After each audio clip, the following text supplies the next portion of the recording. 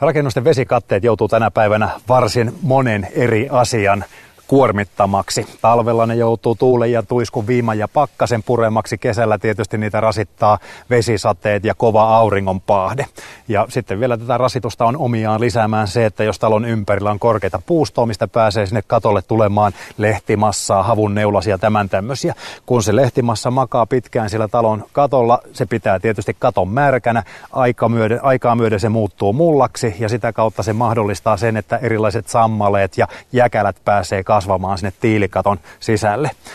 Omatoimisesti tätä kattoa voidaan huoltaa sillä lailla, että kerran 2 vuodessa pestään se letkulla sopivalla paineella, runsaalla vesimäärällä niin, että ne lehdet ja havunneulaset saadaan sieltä katolta pois, mutta sitten kun tilanne on se, että tämä pinnote, mikä esimerkiksi kattotiileen tehtaalla laitetaan valmiiksi, niin noin 6-10 vuoden kuluttua ollaan siinä tilanteessa, että se pinnote on kulunut pois ja tämä kattotiili tulee huokoseksi. Silloin se imee runsaasti vettä, katon ominaispaino lisääntyy olennaisesti, se altistuu pakkasrapautumiselle ja ennen kaikkea se jäkälä pääsee sinne juurtumaan hyvin sinne kattotiilen sisälle. Ei ole ollenkaan harvinaista, että 10 vuotta vanhassa betonikattotiilessä on jäkälän aiheuttama reikä siellä keskellä tiiltä.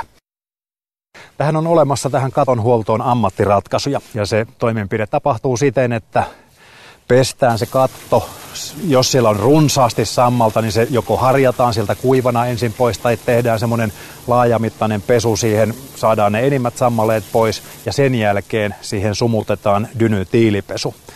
Annetaan sen vaikuttaa siellä katossa sillä lailla, että se imeytyy sinne tiilen huokosiin ja tukahduttaa sen sammaleen kasvamisen sieltä. Sen jälkeen se pestään sopivalla vesimäärällä pois sieltä painepesurin avulla niin, että kaikki se sieniaines, sammal, juurikasvusto saadaan sieltä irti ja saadaan se tukahtumaan se kasvu sinne.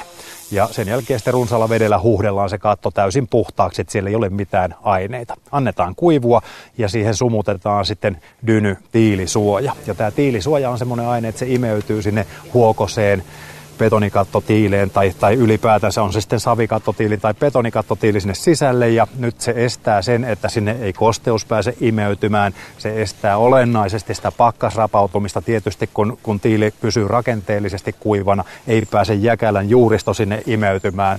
Ja tällä dyny-menetelmällä on tehty näitä tiilikattokäsittelyjä jo 10 vuoden ajan ja kaikki nuo katot, joihin tämä menetelmä ja käsittely on tehty, toimivat edelleenkin. Eli työ tehdään ammattilaisten toimesta takuutyönä. Kaiken kaikkiaan tämmöisessä omaisuuden hoidossa, jota nämä rakennusten huoltotoimenpiteet ja kunnossapitotyöt on tärkeä se kokonaisvaltaisuus. Eli kun siellä katolla käydään, niin tarkkaillaan sitä, ettei siellä ole rikkinäisiä tiiliä. Jos niitä löytyy, vaihdetaan ne ja huuhdotaan se katto. Tai jos ei saada letkua sinne katolle, niin lehtipuhallin on yksi hyvä työväline, millä pystytään niitä lehtiä ja etenkin havun neulasia puhaltamaan sieltä katolta alas.